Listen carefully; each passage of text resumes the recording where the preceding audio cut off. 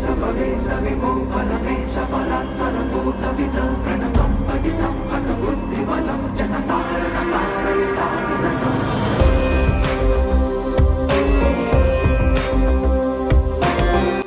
ಎಲ್ರಿಗೂ ನಮಸ್ಕಾರ ರೀ. ಮತ್ತೊಂದು ಸ್ವಾಗತ ಅಂತಂದು ನಾವಿವತ್ತು ಅದೀವ್ರಿ ಕೂಡಲ ಸಂಗಮ.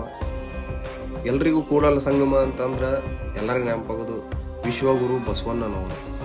ವಿಶ್ವಗುರು ಬಸವಣ್ಣನವರು ಇಲ್ಲಿ ನಮ್ಮ ಕೂಡಲ ಸಂಗಮ ಒಳಗೆ ವಚನಗಳನ್ನು ರಚಿಸಿದ ಪುಣ್ಯ ಭೂಮಿ ರೀ ಇದು. ಕೂಡಲ ಸಂಗಮ ದೇವಸ್ಥಾನ ರೀ 12ನೇ ಶತಮಾನಕ್ಕಿನ ಮೊದಲಕ್ಕ ಇತ್ತು. ಪ್ರಾಚೀನ ಚಾಲುಕ್ಯ ಶೈಲಿ ಒಳಗೆ ಈ ದೇವಸ್ಥಾನ ನಿರ್ಮಾಣಗೊಂಡೈತ್ರಿ.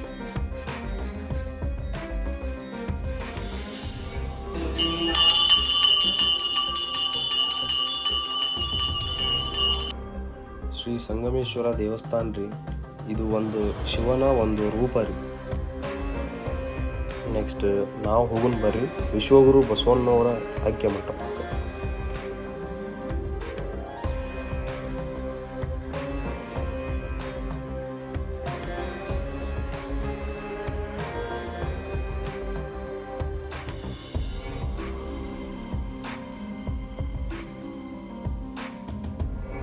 ಬಸವಣ್ಣನವರು ವಿಶ್ವಗುರು ಶರಣ ಸೂತ್ರಗಳ ಮೂಲಕ ಸಾಮಾಜಿಕ ಸಮಾನತೆ ಮತ್ತು ಆತ್ಮ ಶುದ್ಧಿಯನ್ನು ಸಾರಿದ ಮಹಾನ್ ದಾರ್ಶನಿಕರು.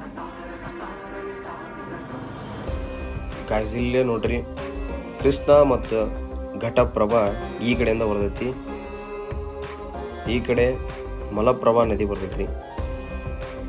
ಈ ಮೂರೂ ನದಿ ಕೂಡಿ ಇಲ್ಲಿ ಸಂಗಮವಾಗ್ತಾವ್ರಿ.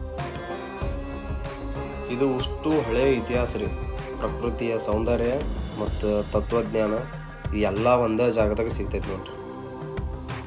ನೀವು ಕೂಡಲ ಸಂಗಮಕ್ಕೆ ಬರ್ರಿ ಅಂತ ಹೇಳ್ತಾ ವ್ಲಾಗನ್ನು ಎಂಡ್ ಮಾಡ್ತೀನಿ ರೀ.